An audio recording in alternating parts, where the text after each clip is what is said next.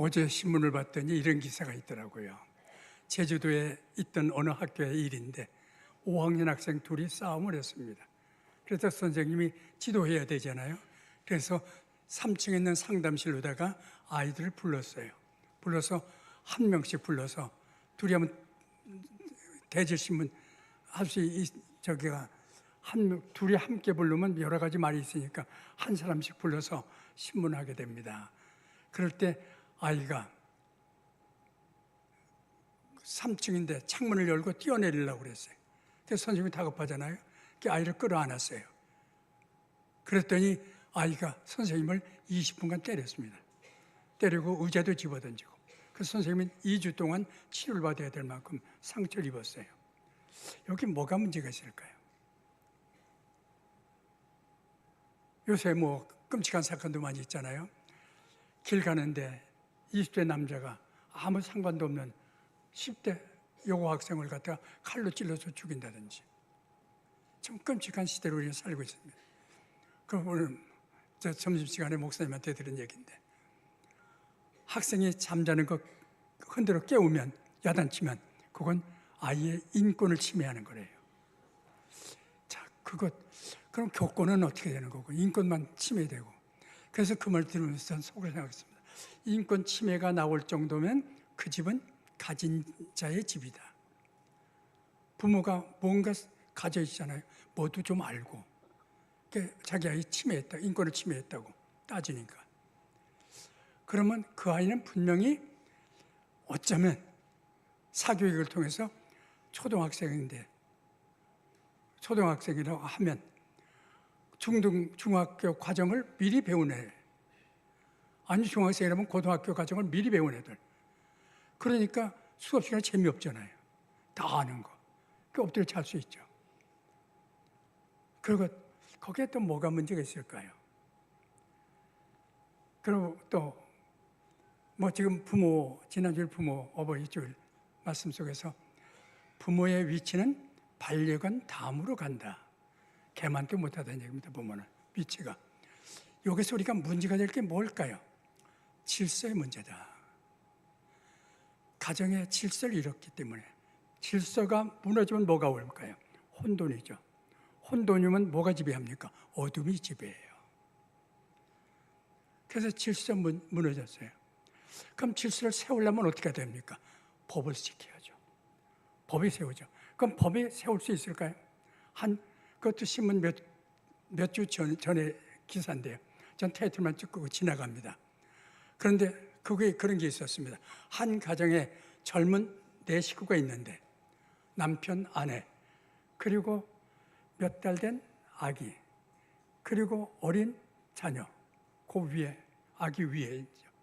근데 아내가 죄를 저질렀어요. 범죄하니까 법으로다가 어떻게 해야 됩니까? 구속시켰어요.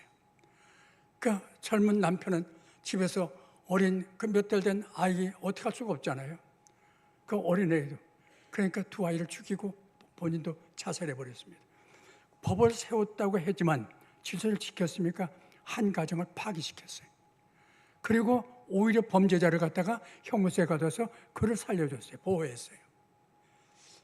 그렇다고 하면 질서를 어떻게 지킬 수 있을까요? 법도 아니네요. 질서를 지킬 수 있는 것은 오직 가정이 세워져야 되겠다. 전 그래서 본문 통해서 질서 있는 가정은 어딜까 하고 찾아보다가 레갑족속에 떠올라서 이걸 전하라고 하는구나 하고 하나님 앞에 받은 말씀을 알고 레갑족속을 전하려고 합니다. 그럼 레갑족속 그 성경에 여기 본문 위에는 별로 나와 있잖아요. 레갑족은 어떤 족속일까? 역대상 2장 55절에 보면 레갑족속은 모세 출애굽할 때 모세의 장인 이드로의 아들 호밥이 있는데 호밥의 자손 중에 겐 자손이 있다. 그 겐의 후예들이다. 레갑족속은. 그러면 아브라함의 자손 선민 아니에요? 이스라엘 백성 아니에요? 그런데도 하나님을 잘 섬기는 족속이에요. 그럼 오늘 우리가 읽은 예레미야 본문을 들어가면서 이제 예레미야를 생각해 봅시다. 예레미야는 어떤 사람일까? 원래 예레미야는 마지막 유대인단의 마지막 선지자인데 그 아버지가 예루살렘에서 5km 북쪽으로 올라가면 제사장 마을이 성읍이 있습니다.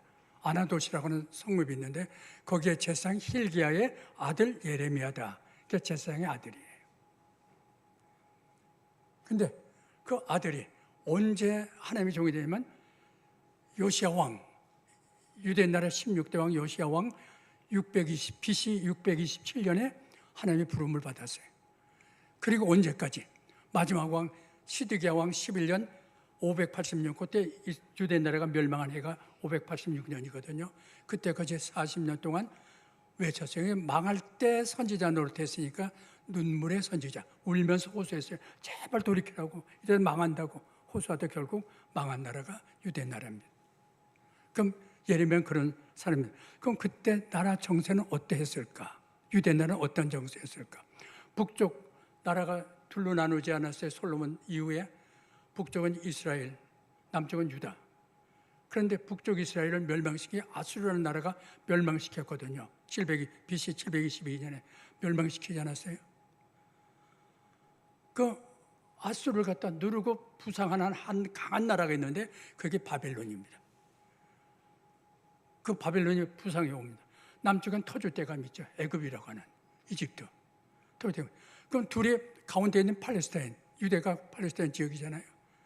거기에 주권 쟁탈전이 벌어지죠. 경쟁이 심하죠. 그 틈바구니에 있는 유대 나라는 아주 어려움을 겪는 존립이 위태한 그런 처지입니다. 그런데 BC 605년에 길그미스라고 하는 전쟁이 일어납니다. 그 전쟁 때 바벨론이 애굽을 대파했습니다. 그 바람에 애굽을 섬기던 유대 나라 왕은 이제 자기 살기 위해서는 블레셋한테 충성을 맹세할 수밖에 없는 그때가 이 본문의 때입니다. 여기서 우리가 하나 들어가려고 하는 것은 이제 본문의 배경입니다. 본문의 배경은 어떨까? 1절에서 5절 말씀 앞에 있는 부분을 보면요, 이런 겁니다. 유대 요시야 왕의 아들 여호와김 때라고 되어 있습니다. 요시야 왕이 16대 왕이 요시야 왕이고 아들 여호와김 왕 때 일어난 본문의 사건이다. 그때 하나님이 예레미야에게 찾아오셔서 말씀하십니다. 또 레갑 족속을 성전 한 방에다 불러들여갖고 포도주를 마시게 하라. 여기 본문의 내용입니다. 포도주 마시게 하라. 그러면 요게 요시야 왕을 먼저 생각해 보면요, 아버지 요시야 왕은 유대 나라의 위대한 세 왕 하면 다윗, 히스기야, 요시야. 그러니까 아주 위대한 왕 세 사람 중에 한 사람이 요시야 왕입니다. 성전을 수리하고 우상을 갖다 타파한, 척결한 그런 종교개혁자 요시야 왕입니다. 훌륭한 아버지죠. 근데 그 아들 여호와김은 아예 불순종, 불신앙해. 하나님을 거절하는. 그래서 하나님의 종 예레미야를 핍박합니다. 그리고 예레미야가 외치고 있는 성경 두루마리 책이죠. 그땐 두루마리니까 그걸 빼앗아 불살라버리는 못된 왕이 여호와김 왕입니다. 이런 때입니다.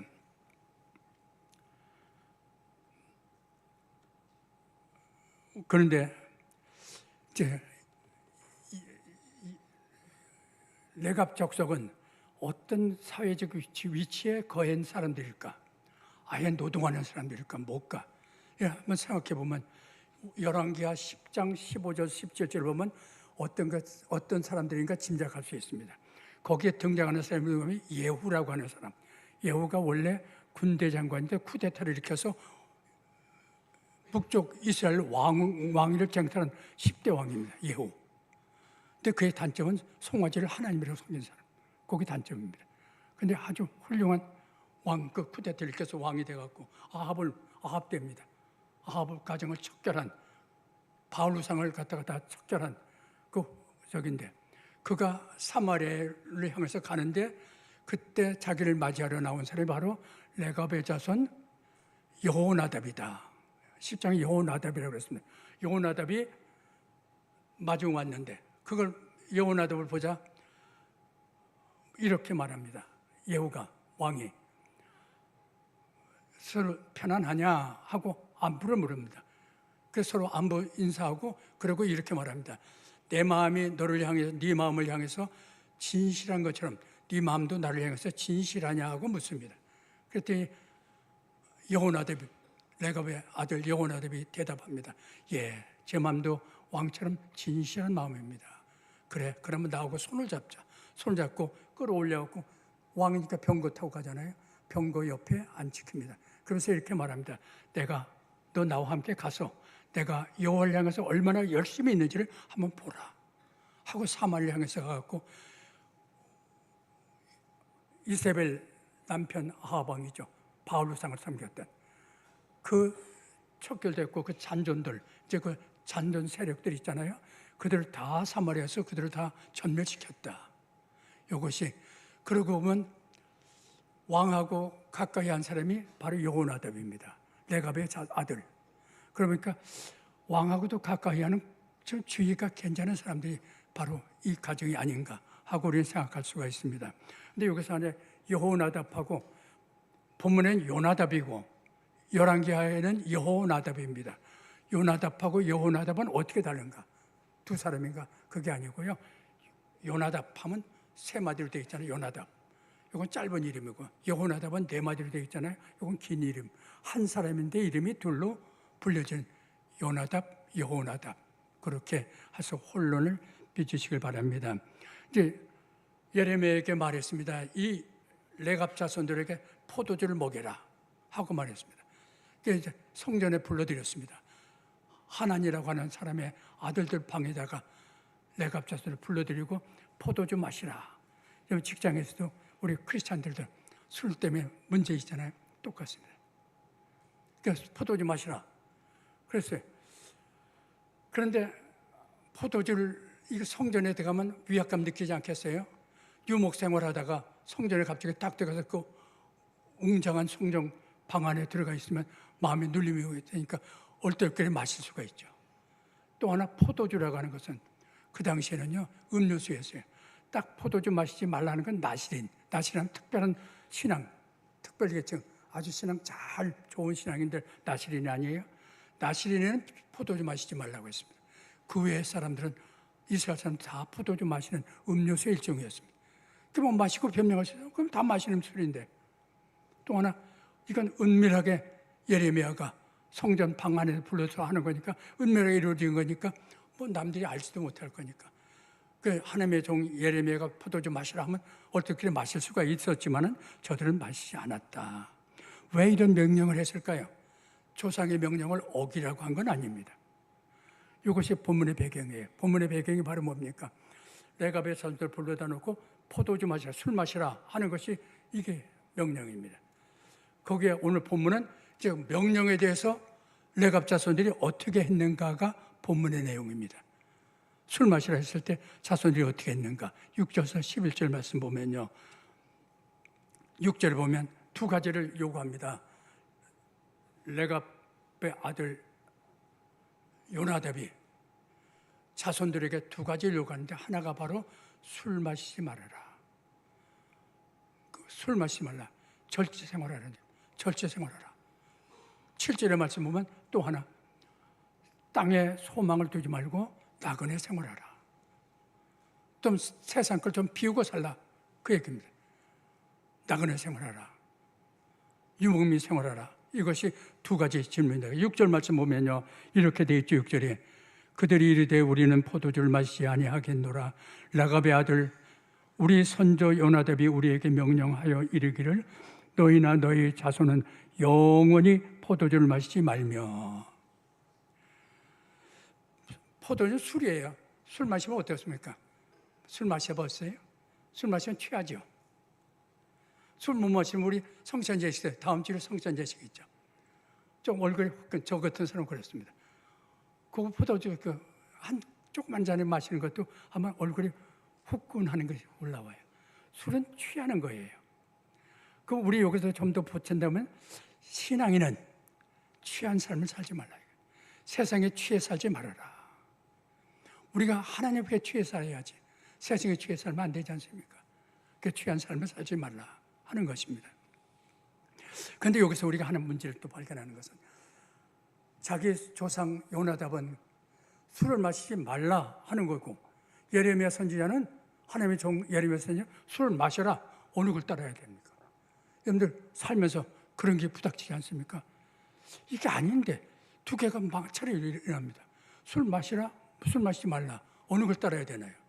그때 기준은 조상 요나답이냐 하나님의 종이냐 그게 사람에게 있는 게 아닙니다. 이게 하나님의 뜻이 뭐냐를 따져야 됩니다. 하나님의 뜻이 뭘까? 포도주 마시는 게 하나님의 뜻이면 마셔야죠. 포도주 안 마시는 게 하나님의 뜻이라 안 마셔야죠. 근데 하나님은 포도주 마시지 말라고 하는 사람이 있습니다. 나시린. 최고 하나님 앞에 신앙을 잘 지키는 나시린. 너희는 포도주 마시지 마. 그렇다면 자기 조상이 포도주 마시지 말라고 했는데 이건 하나님 말씀에 어긋나는 거 아니잖아요. 오히려 하나님 기뻐할 일이죠. 취하지 않고 포도주 안 마시고 살면. 그러면 그래서 레갑 족속은 우리는 안 마시겠다. 그 이유는 바로 우리 선조 요나답이 주전 830년 BC 830년에 우리에게 우리 자손들에게 그리고 우리 자손들에게 명하기를 포도주 영원히 마시지 말라라고 했기 때문에 우리 안 마십니다 라고 대답을 하고 예레미야 말을 거절하게 됩니다.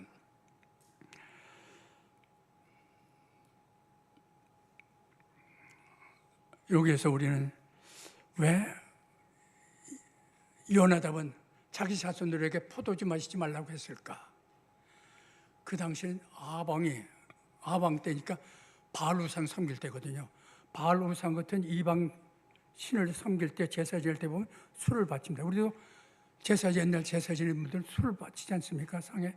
제상에 술을 바칩니다. 술 바치면 그 상에 우상 제사에 참여한 사람들도 술을 마시고 취해야 돼요. 그 말은 술에 취합니다. 취하면 거기에 여자들이 있고 공창이라고 그러죠. 그래서 나쁜 짓 합니다. 악을 행해요. 그 내 자손들이 이렇게 살면 안 되겠다는 거예요. 요나답은. 그래서 내 자손은 취하지 말고 경건하게 잘 살아라. 술 마시지 말라고 그렇게 한 것입니다. 그리고 7절에 보니까 세상에 소망을 두지 말라는 겁니다. 너희가 7절에 보면 집도 짓지 말며 파종도 하지 말며 포도원을 소유도 하지 말고 너희는 평생에 장막에 살아라. 그리하면 너희가 머물러 사는 이 땅에서 너희 생명이 길리라 하셨으므로 집도 짓지 말래요. 포도원도 소유하지 말래요. 장막에 살래요. 여러분들 집 없다고 가정 불화 일어나지 마세요. 이건 오히려 신앙의 길 가는데 짐짓 소유의 소망을 땅에 두지 말라는 겁니다. 세상 것 때문에 가정이 화목이 깨지고 세상 것 때문에 서로 다툼이 일어나는 그런 일을 하지 마세요. 여기에 보면 분명히 레갑 자손들에게 말했습니다. 집도 짓지 말고 파종도 하지 말고 포도를 소유하지 말고 장막에 살면서 하면 하나님이 복 주셔서 땅에서 생명이 길게 살게 해주신다는 것입니다. 이는 세상에 소망 두지 말라는 겁니다. 세상에 소망 두지 말고 하늘 소망을 두고 하나님만 바라보고 이 나가는 길 잠시 왔다 가는 길 하나님 앞에 부끄럽지 않게 살다 가라고 하는 그런 말씀입니다. 히브리서 11장에 보면 믿음의 장이라고 그러죠. 믿음의 선진들 얘기하면서 믿음의 선진들 다 그렇게 주님이 이 땅에 재림한다고 하셨다. 그날을 그 약속을 바라보면서 살다가 죽었다. 저들은 약속을 받지 못했지만 이루어지지 않았지만 살다가 죽었는데 그러면서 그들은 세상 살 때 보면 외국 사람이다. 나그네다. 라고 하면서 살아갔다. 그 외국 사람은 돌아갈 고향이 본국이 있잖아요. 나그네도 돌아갈 집이 있잖아요. 고향이. 본향을 찾는 사람들의 모습이다. 그런데 저들이 나온 고향, 그 본향이라고 하면 돌아갈 기회가 있었겠지만 저들이 바라는 본향은 그게 아니고 하늘에 있는 본향이다. 우리는 갈 곳이 하늘의 본향이에요. 그것을 바라보면서 세상 것 때문에 가정이 불행하거나 다툼이 일어나 이건 아니에요. 그럴 땐 이 말씀 묵상하시면서 마음을 비우시고 좀 짜증나도 좀 신앙으로 쓰시길 바랍니다. 우리 믿는 사람 하늘 본향을 사모하고서 준비하는 나그네들이 우리 성도들입니다. 그래서 골로새 3장 1절에 보면 그랬잖아요. 너희가 예수 믿고 구원받아서 하나님의 자녀가 되었다면 너희는 이제 위의 것을 찾아라. 거기는 너를 구원하신 그리스도께서 하나님 보좌 우편에 앉아 계시니라. 위의 것 바라보고 위의 것 찾고, 여러분들 우리 그렇게 살다가 가시는 저와 여러분 되시길 바랍니다. 이 레갑 족속이 받을 축복이 바로 10계명 중에 5계명, 출애굽기 20장 12절 말씀이죠. 내 부모를 순종하라. 그리하면 땅에서 네가 오래 장수하며 살 것이다 하는 말씀의 축복을 받게 되는 것입니다. 자, 이렇게 2가지를 했습니다. 술 마시지 마. 또 하나는 땅에 소망 두지 마. 그렇게 2가지 했는데 이거에 대한 자손들이 어떻게 했는가 8절에서 10절 말씀입니다. 거기 보면 그 2가지 명령에 대해서 어떻게 했는가 나옵니다. 8절에서 10절 말씀 우리 한번 볼까요? 우리가 레갑의 아들 우리 선조 요나답이 우리에게 명령한 모든 말을 순종하여 우리와 우리 아내와 자녀와 평생 동안 포도주를 마시지 아니하며 살집도 짓지 아니하며 포도원이나 밭이나 종자도 가지지 아니하고 장막에 살면서 우리 선조 요나답이 우리에게 명령한 대로 다 지켜 행하였노라. 저들은 선조의 명령을 따라서 포도주 마시지 않았어요.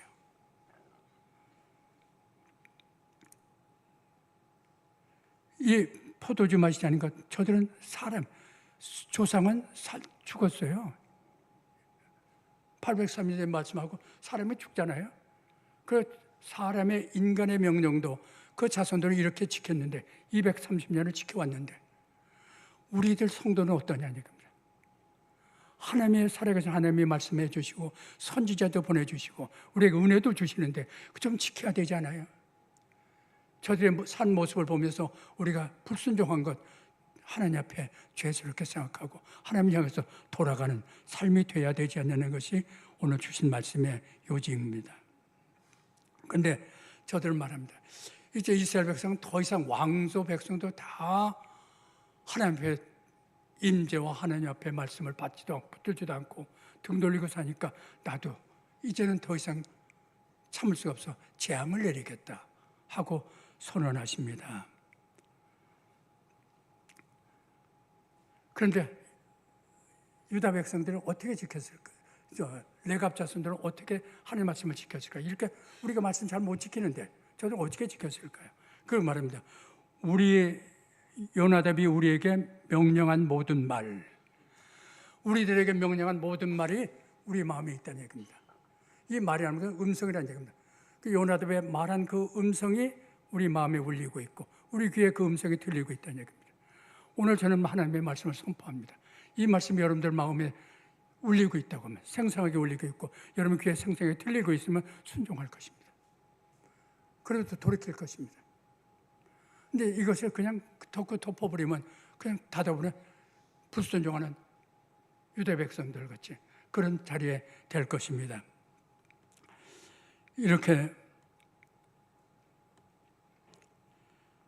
저들은 하나님의 말씀을 그 음성을 상세하게 230년 전에 한 조상의 말 자기들이 받은 거 아닙니다. 우리가 받았다고 그러는데 우리는 230년 후인데 우리가 받지 않았어요. 물려받은 거죠.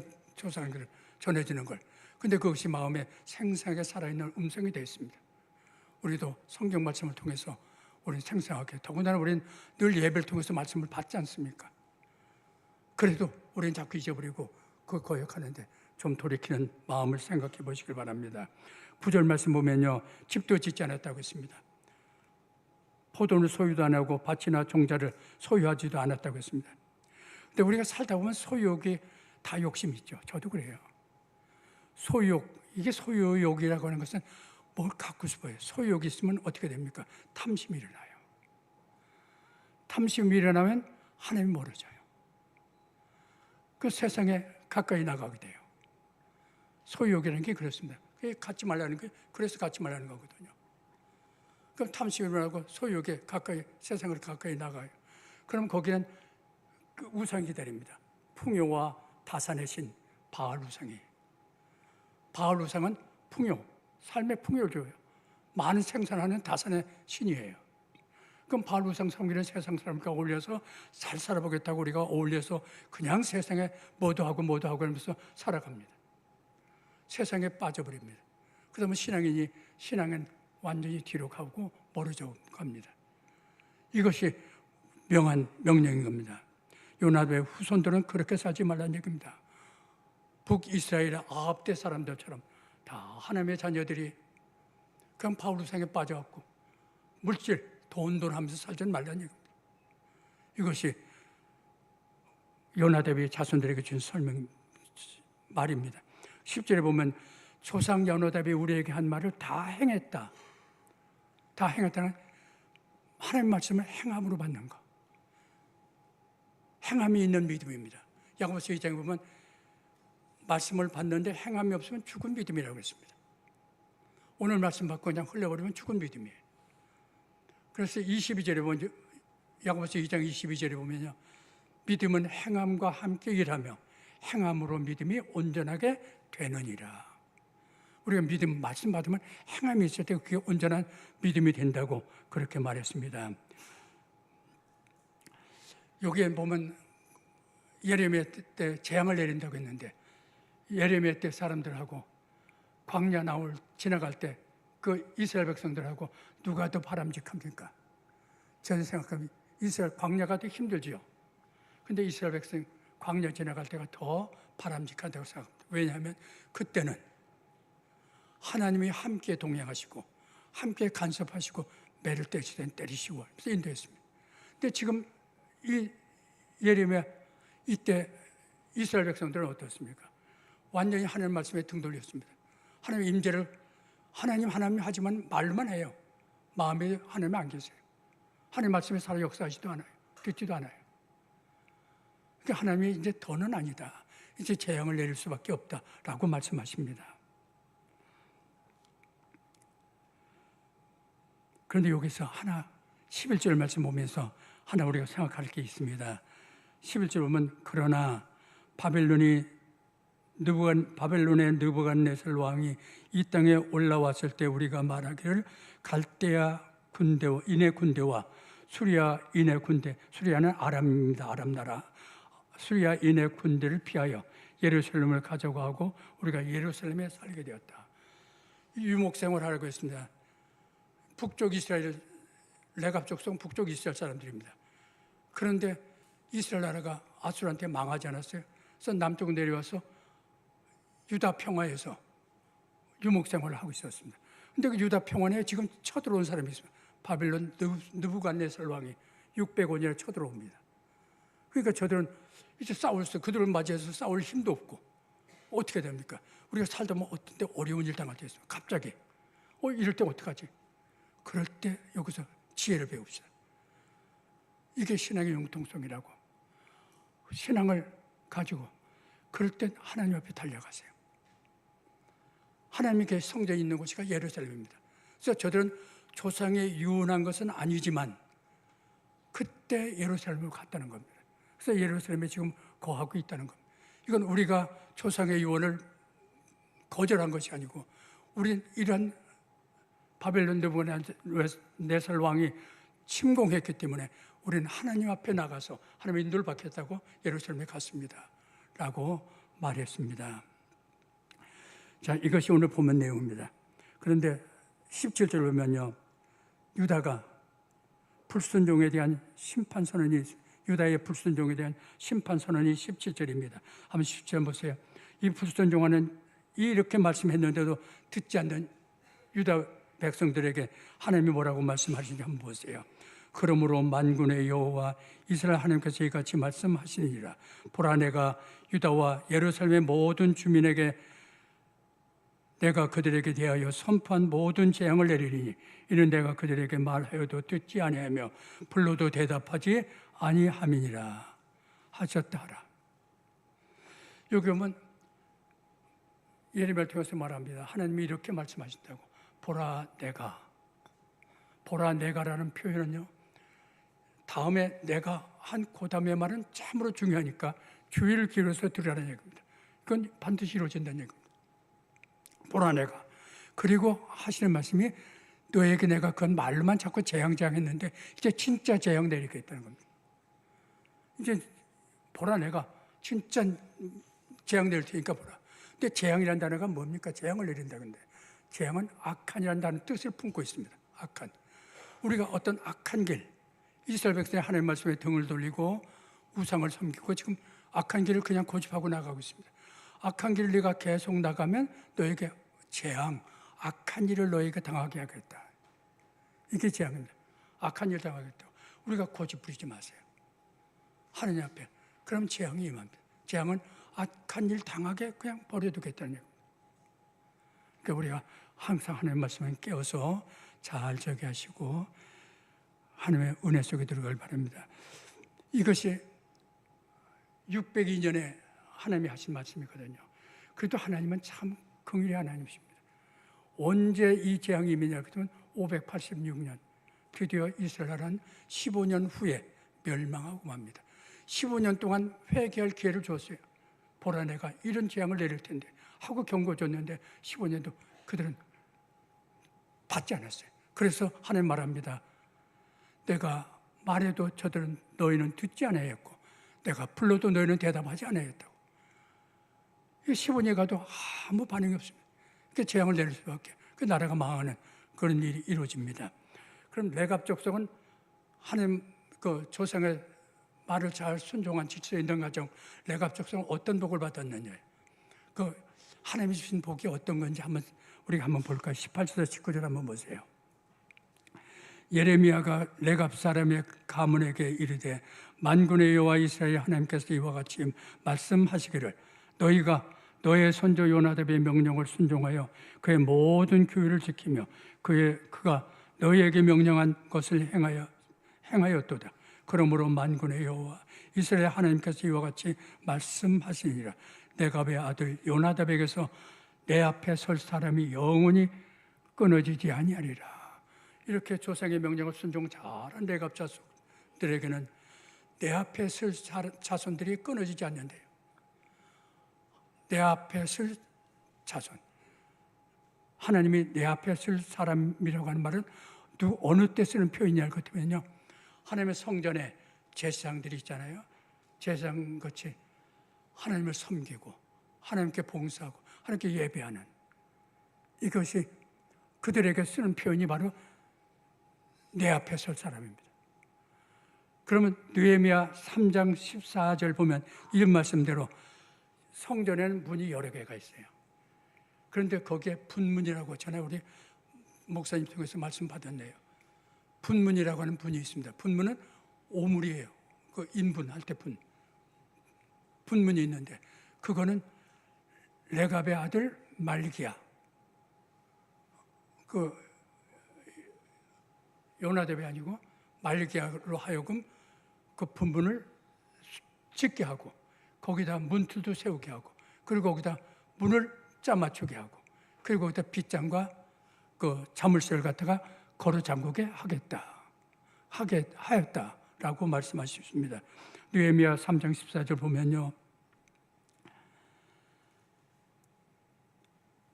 분문은 베탁게렘 지방을 다스리는 레갑의 아들 말기야가 증수하여 문을 세우며 문짝을 달고 자물쇠와 빗장을 갖추었고 라고 했습니다. 선생에 의하면 제사장 가문과 결혼해가지고 이 자손들이 해서 하나님 성전에 제사 때 쓸 나무와 물을 갖다가 공급하는 일, 그걸 날라주는 일을 했다. 여러분들 그러고 보니까 이게 여러분들 예배드리죠. 그리고 또 봉사하죠. 식당도 봉사하고 주차장 봉사하고 여기 찬양도 봉사하고 이런 것들이 이게 가장 귀한 복이네요. 이 복을 하면서 힘들어하지 마세요. 지겨워하지 마세요. 아, 내가 복 받았다. 이게 바로 내 앞에 설 사람이 영원히 끊어지지 아니하는 복. 이걸 자손 대대로 하나님의 뱃을 이렇게 섬기고 봉사하고 예배드리는 일을 하도록 너희 자손을 축복하겠다. 레갑 자손의 자손들에게 물질을 뭘 준다는 축복은 하나도 없습니다. 여기 축복이에요. 우리가 진정 축복하는 건 소유욕에다 축복에 척도를 두지 마시고 정말 하나님 앞에 내가 어떻게 살다가 하나님 앞에 가느냐, 이 모습. 그래서 여러분들이 지금 예배 드리고 이렇게 있는 것이 이게 하나님 앞에 쓴 사람들입니다. 이거 여러분들 하나님 앞에 나온 겁니다. 가장 귀한 복인 줄 아시고요. 오늘 이제 그래서 영어로는 서비스라고 그러죠. 서비스가 봉사, 섬김, 예배. 서비스가 그 뜻이 있으니까 섬기는 것 좋은 줄 알고 힘들고 아마 식당에 지금도 땀을 뻘뻘 흘리고 계실 거예요. 감사하세요. 그 일을 할 수 있다는 걸. 건강 주시고 그 일 주신 거 감사하면서. 그럼 여기 뭐 찬양 때도 다 모든 우리 주찬양 모든 것도 다 그렇습니다. 전도나. 이제 마지막 얘기를 예화를 마치려고 하네요. 조실 부모를 당한 두 형제가 있습니다. 두 형제가 미시간주 성 요셉 고아원에서 자라납니다. 형은 입양돼 가지고 이제 한 가정으로 들어갔습니다. 동생 이름이 모나한인데 모나한은 후에 또 입양돼서 미국 가정에 들어갑니다.